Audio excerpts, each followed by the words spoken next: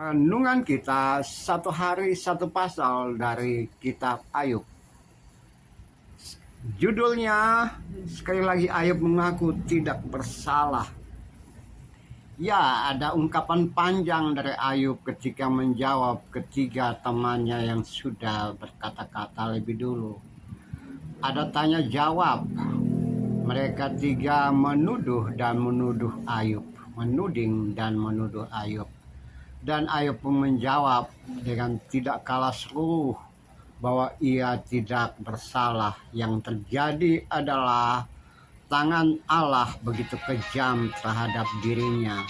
Allah berlaku tidak adil terhadap dirinya. Pada pasal-pasal sebelumnya kita temukan seperti itu.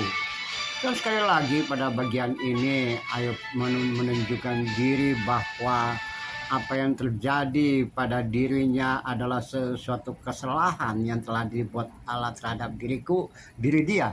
Tapi dia tidak bisa berbuat apa-apa.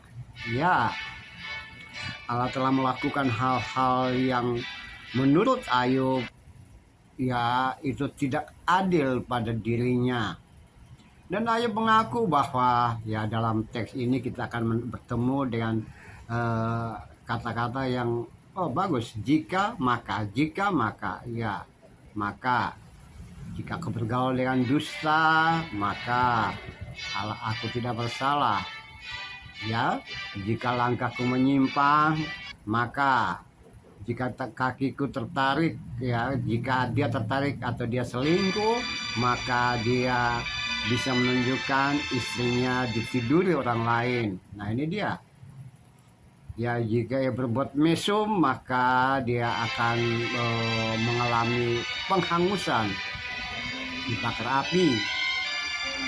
Jika dia mengkesampingkan orang miskin dan orang terlupakan, orang susah, maka juga jika dia menolak perbuatan baik, maka bahkan jika dia melawan orang susah, maka ini juga menunjukkan bahwa Ayub ingin berbicara bahwa dirinya sudah seimbang, sudah melakukan hal-hal yang baik. Bahkan secara spiritual dia tidak menyembah harta benda, dia tidak menyembah bulan, dia tidak menyembah matahari, dia tidak terpikat kepada penyembahan yang lain selain Allah yang ia imani, ia percaya, yang maha kuasa yang ia percaya.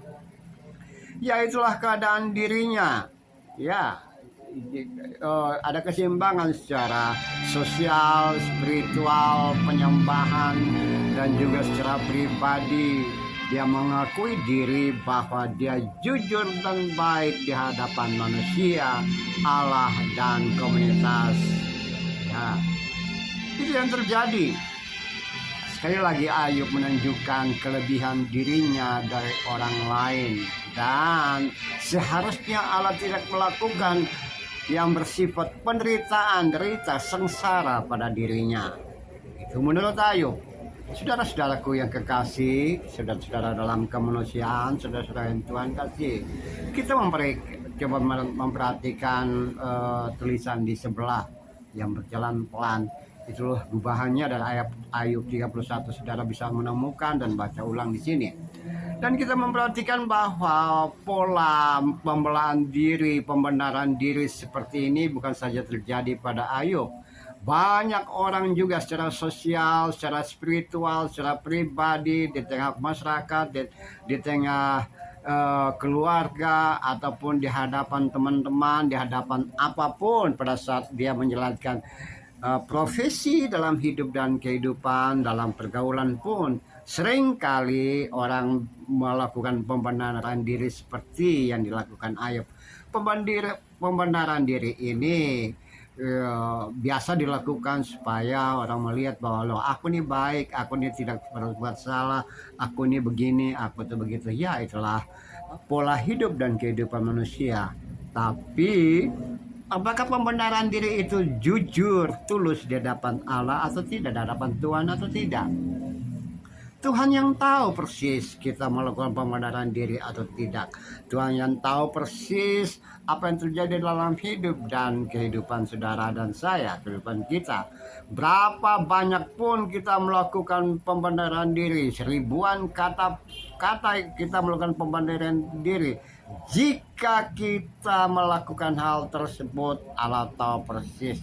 Jadi lebih baik kita tidak melakukan pembenaran diri di hadapan siapapun. Biarlah orang lain yang mengungkapkan tentang siapa kita, kejujuran, ketulusan, dan apa yang kita kerjakan dalam hidup dan kehidupan kita. Biarlah kita seperti ungkapan dalam bagian-bagian yang lain dalam ayat ini. Tuhan yang menilai, Allah yang menilai, Allah yang memperhatikan hidup dan kehidupan saudara dan saya, kita semua. So, mari kita memperhatikan ulang apa yang terjadi dalam hidup dan kehidupan kita. Belajar dari Ayub. Walaupun dia menunjukkan diri lebih dari yang lain, tapi dia juga mengakui hal-hal yang seharusnya tidak dilakukan. Dan juga dia juga mempunyai kelemahan-kelemahan tertentu yang justru disitulah letak ia menyadari diri bahwa Allah Maha Kuasa. Mari saudaraku, kita tidak melakukan hal-hal yang bertentangan dengan apa maunya Tuhan dalam hidup dan kehidupan kita. Terpujilah Kristus. Haleluya. Amin.